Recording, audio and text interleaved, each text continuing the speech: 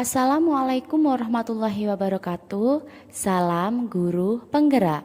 Perkenalkan, saya Miftahul Rizky Mulyono, calon guru penggerak Angkatan 9 Kabupaten Gresik yang akan memaparkan modul 1.1 koneksi antar materi, kesimpulan dan refleksi pemikiran Ki Hajar Dewantara.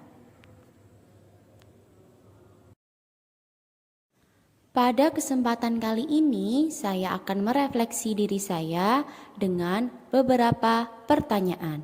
Pertanyaan yang pertama yaitu, apa yang Anda percaya tentang murid dan pembelajaran di kelas sebelum Anda mempelajari modul 1.1?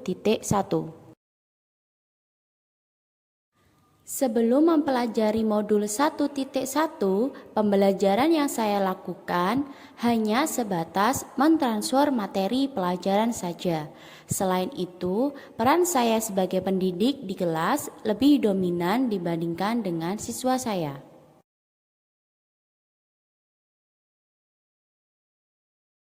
Ketika pembelajaran di kelas, saya menuntut siswa untuk menguasai semua materi yang saya berikan. Bagi saya, ketuntasan dalam menyampaikan materi jauh lebih penting dibandingkan memahami karakteristik siswa itu sendiri. Selain itu, jika nilai sudah mencapai KKM, artinya saya sudah berhasil menyampaikan materi kepada siswa saya. Namun, saya akan merasa gagal jika banyak siswa saya yang tidak tuntas setelah melakukan evaluasi. Serta fokus utama saya adalah suasana kelas yang tertib, disiplin, dan siswa paham apa yang saya sampaikan. Pertanyaan yang kedua adalah, apa yang berubah dari pemikiran atau perilaku Anda setelah mempelajari modul ini? Setelah saya mempelajari modul 1.1 tentang pemikiran Ki Hajar Dewantara, saya menyadari jika apa yang saya pikirkan dan lakukan selama ini masih kurang tepat. Setelah mempelajari modul 1.1, saya menyadari bahwa seharusnya saya melakukan proses pembelajaran secara menyeluruh, tidak hanya fokus pada aspek kognitif saja, tetapi juga harus memperhatikan dari segi aspek afektif, psikomotorik, sosial maupun budaya. Di kelas, guru seharusnya sebagai fasilitator yang memfasilitasi siswa-siswanya untuk belajar. Selain itu, siswa sebagai subjek pembelajar memiliki kebebasan dalam berekspresi, mengemukakan pendapat, dan berkreasi dalam menyelesaikan setiap tugas-tugas mereka sesuai dengan minat, bakat, dan kreativitas masing-masing.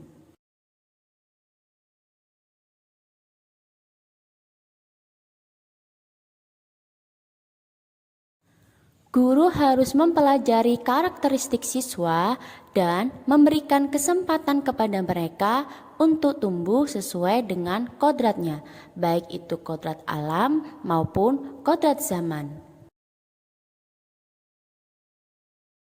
Selain itu, mendesain pembelajaran yang kreatif, inovatif, dan interaktif, serta memberikan reward kepada siswa dapat meningkatkan motivasi mereka dalam belajar di kelas. Pertanyaan refleksi yang terakhir adalah, apa yang dapat segera Anda terapkan agar kelas Anda mencerminkan pemikiran Ki Hajar Dewantara?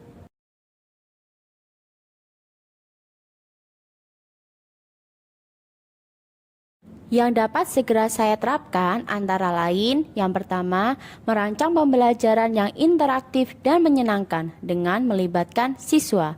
Dalam hal ini, saya menggunakan metode student center. Kegiatan belajar mengajar pun tidak hanya dilakukan di dalam kelas, melainkan juga bisa di luar kelas, sehingga pembelajaran lebih menyenangkan.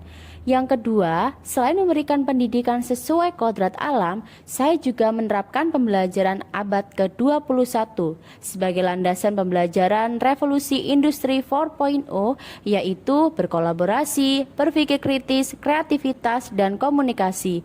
Dan tidak lupa tetap memegang teguh konsep memerdekakan anak.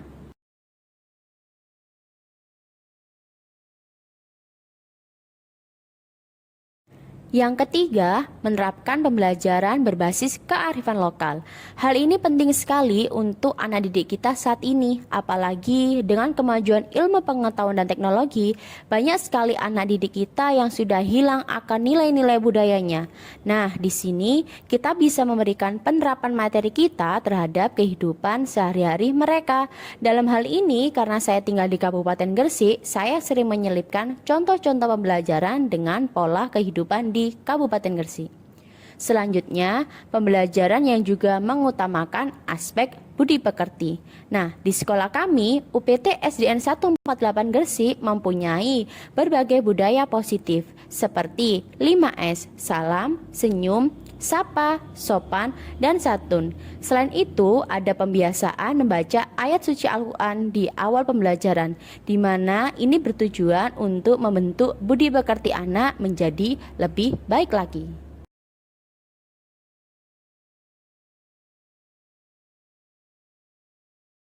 Lalu selanjutnya, tidak lagi menuntut, tapi menuntun.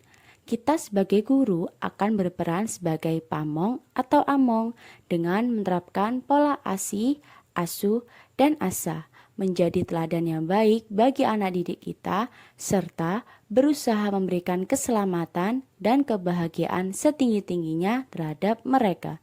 Dan yang terakhir, saya harus mengenali karakter dan latar belakang anak didik saya dengan menjalin komunikasi yang baik.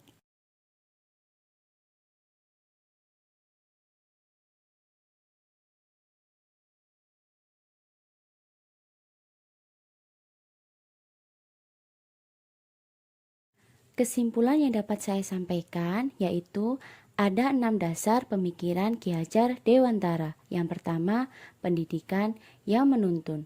Sebagai pendidik, kita hanya bisa menuntun tumbuh atau hidupnya kekuatan kodrat yang ada pada anak, agar kita dapat memperbaiki lakunya hidup mereka dan tumbuhnya kekuatan kodrat pada anak tersebut, sehingga mereka bisa mencapai keselamatan dan kebahagiaan setinggi-tingginya. Yang kedua, mendidik sesuai dengan kodratnya, kodrat alam dan kodrat zaman. Yang ketiga, pendidikan yang berpihak kepada anak. Artinya, pendidikan yang menitik beratkan siswa sebagai prioritas utama, menekankan pada minat, bakat, kebutuhan, dan kemampuan masing-masing anak.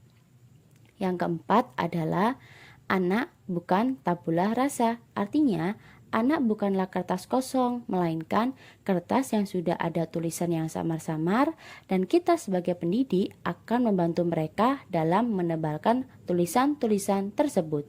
Selanjutnya, pendidikan budi pekerti. Dan yang terakhir, pendidik diibaratkan sebagai petani, dan anak didik diibaratkan sebagai tanaman yang apabila kita rawat dan perhatikan dengan sungguh-sungguh, maka anak didik kita tersebut akan tumbuh menjadi manusia yang merdeka dan berkualitas.